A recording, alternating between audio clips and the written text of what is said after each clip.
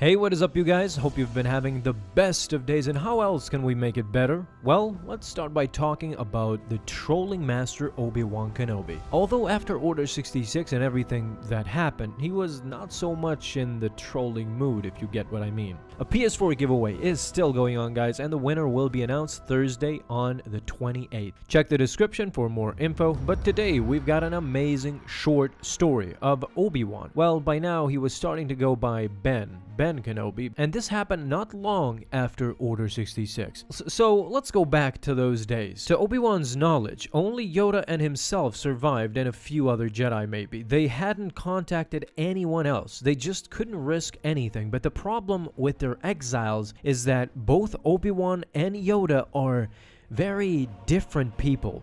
Yoda was a very internal Jedi. He could just sit and exist in silence for years on end. He actually did that when the Jedi Order was alive, and well, Yoda's favorite thing was meditating, even with thousands of Jedi around. So when time came for him to spend decades on Dagobah, no problem. He did just that and seemed to be the most sane when Luke encountered him. However, the same thing didn't apply for Obi-Wan. The guy was outspoken sometimes, friendly and outgoing, so you can imagine that the exile on Tatooine drove him mad with depression, spending weeks and at times years without speaking to anyone, let alone having a friendship or using his powers, the Force, or anything like that. This, as I said, led to a bit of madness, but here comes a really interesting short story that happened on Tatooine after Order 66.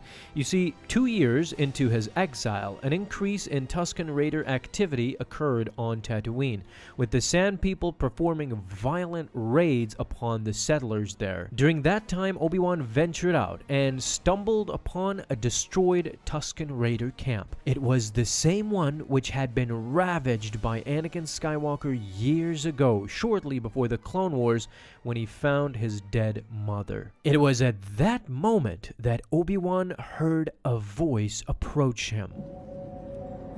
Obi-Wan. It was Qui-Gon.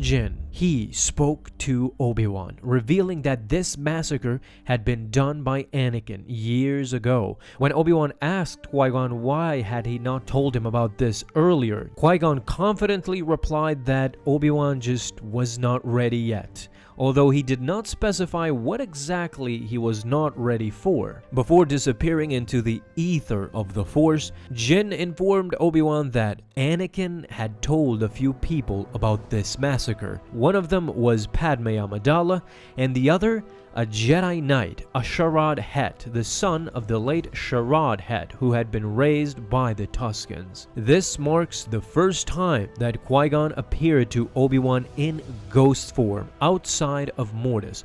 This short story, though, is Legends. Unfortunately, it comes from the novel Life and Legend of Obi-Wan Kenobi. So what did you guys think of all of this? Talk to me down in the comments, and if you enjoyed this video, guys, leave a thumbs up down below. Hit that bell to get notified the moment a new video is out. Have an awesome day, my Star Wars friends, and may the Force be with you always.